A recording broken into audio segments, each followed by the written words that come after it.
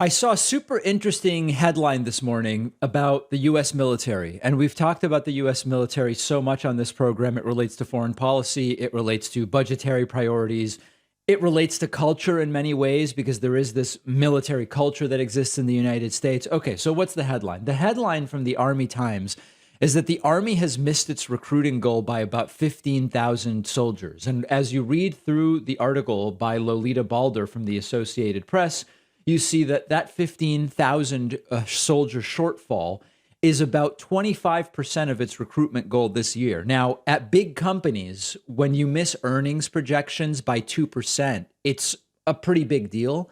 So understand that falling 25% short, and the military is a large organization, falling 25% short of your recruitment goal for a year is a really, really big deal.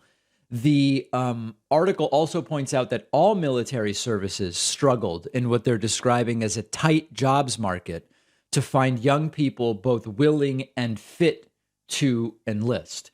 Adding, while the Army was the only service that didn't meet its target, all others had to dig deep into their pool of delayed entry applicants, which will put them behind as they begin the next recruiting year on Saturday. The article, to its credit, says the worsening problem stirs debate about whether America's fighting force should be restructured or reduced in size if the services can't recruit enough, and also puts added pressure on National Guard and reserves to help meet mission requirements. So there's actually a bunch of interesting layers to this conversation. First of all is just the question, why aren't as many people as at times past applying, or are the people applying not meeting the relatively modest, but still there, requirements for joining the military when it comes to physical fitness and health conditions and this sort of thing? One really interesting aspect to this is that wages are up in many sectors, including sectors that could be alternatives to joining the military. And if you look at wage and salary growth in the United States, this is a chart looking at the last 25 years. You see that basically dating back to sort of early in 2020, the pandemic, quite frankly, there has been significant wage growth in the United States. Now, there are those who will say this is a good thing because people are making more. Some on the right who often criticize lack of wage growth when there's a Democratic president now say the wage growth is bad because it's part of inflation, which is making it hard to hire people. You know, the right is going to say it's bad no matter what if a Democrat is in office. But let's be quite frank and direct about this. If you can make a better wage not joining the military, there are lots of people who will choose to do the job outside of the military. Or said a different way, when wages aren't as oppressively low outside of the military, it's going to be bad for military recruiting. Now, there's also sort of political reasons why folks might not be jumping to sign up for the military at this point in time. Look at someone like Republican Congressman Matt Gaetz, who over the last week has been in a bunch of viral video clips saying, why don't we get rid of the VA altogether, the Veterans Affairs Department? And of course, you might believe that he really wants to improve care for veterans by getting rid of the VA and doing it a different way.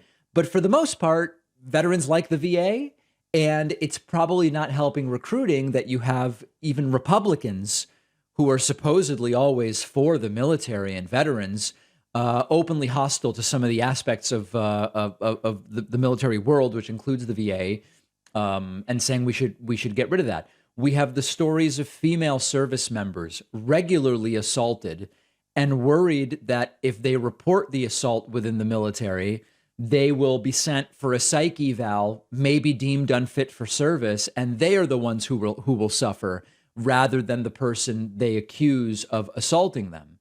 But that's just the kind of nitty gritty of why might we be seeing this problem. And of course, you can also make the claim, although I don't have data on it, that maybe people who are targeted by the military to join aren't seeing it as a valiant mission compared to at times past. We know recruiting after 9/11 went sky high because so many people thought, if I join the military now, I'm going to be able to do something to stop or hurt the people that did 9/11. Then they were sent to Iraq, which had nothing to do with 9/11, and the rest is history, but that's not the story for today.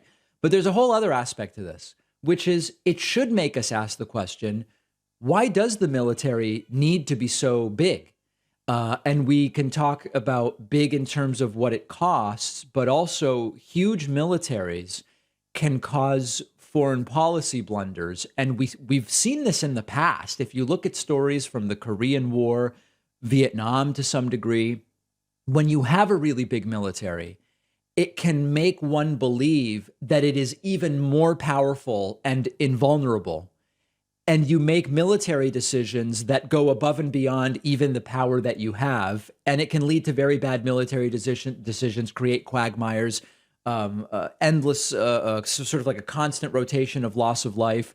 It's kind of what's happening to the Russian military in Ukraine right now. They do have the stronger military, but they overstated in their own minds even the strength. And so there's lots of geopolitical reasons why having a big military isn't necessarily the best thing. And of course, if you're someone like me, a progressive social democrat, I'm not for abolishing the military. But I recognize there are threats to the United States. The U.S. should have a military, but it shouldn't be nearly as large and far-reaching as the one we have is. And so much of the money that is spent on defense could be better spent elsewhere. I won't give you the full rant of all the areas in which it could be spent, but I have many clips and stories about that. So needless to say, the military struggling to recruit. What comes next? And to be clear, this has nothing to do with Joe Biden. I saw anecdotally on Twitter, people saying this is because Biden has disgraced the country, so no one wants to serve. There's no evidence of that whatsoever.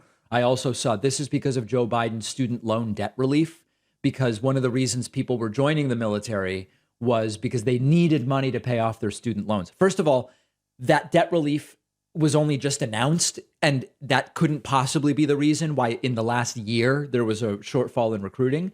And number two, you're sort of saying like we need to keep people really desperate financially so that they'll join the military. That doesn't speak wonders about the American military if that's what it takes. Let me know your thoughts. I don't know that this problem is going to abate anytime soon.